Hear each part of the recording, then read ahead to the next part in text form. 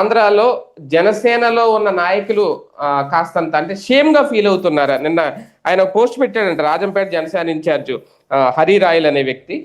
అంటే మనకి 25% కులం ఓట్లు ఉన్నా, అక్కడ కులం లేదు, కులం బ్యాక్గ్రౌండ్ లేదు, ఓట్లు లేదు, అయినా విజయ్ గెలిచాడు. ఇక్కడ 20% కులం ఓట్లు ఉన్నా సరే గెలవలేకపోయారు. ఇంకా ఏంటి బానిస బతుకులు అనేది ఇప్పుడు ఏమైనా ఆలోచించాలా?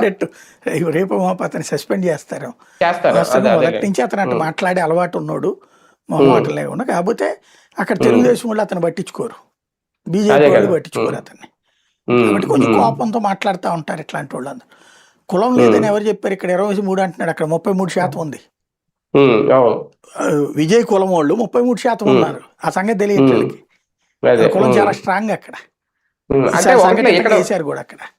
అంటే ఇక్కడ పవన్ కళ్యాణ్ గారు మాట్లాడినట్టు ఎన్నికల ముందు ఆ స్థాయిలో అతను కులం అస్సలు మాట్లాడాల, అది అదే కదా అతని యాక్సెస్, అతని స్టైల్. ఇక్కడ మరి ఎందుకు వీళ్ళు కులం ఎత్తడం? అప్పుడు 23% ఉంటే ఓన్లీ నువ్వు ఆ కులం వాళ్ళే ఓట్లు ఎత్తే గెలుస్తావు నువ్వు. మొదలుగారు పద్మనాభం అట్టగా మునిగిపోయాడు, చిరంజీవి అట్టగా మునిగిపోయాడు, పవన్ కళ్యాణ్ అట్టగా నాశనం అయ్యాడు. అయినా మళ్ళీ వీళ్ళు కులాన్ని ఎత్తుతారు.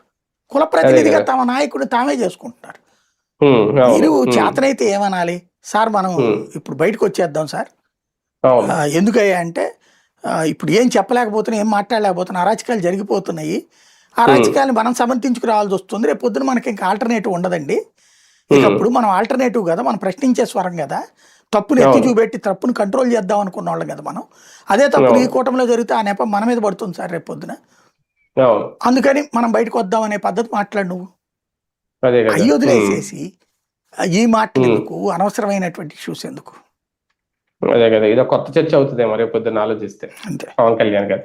రైట్, చూద్దాం.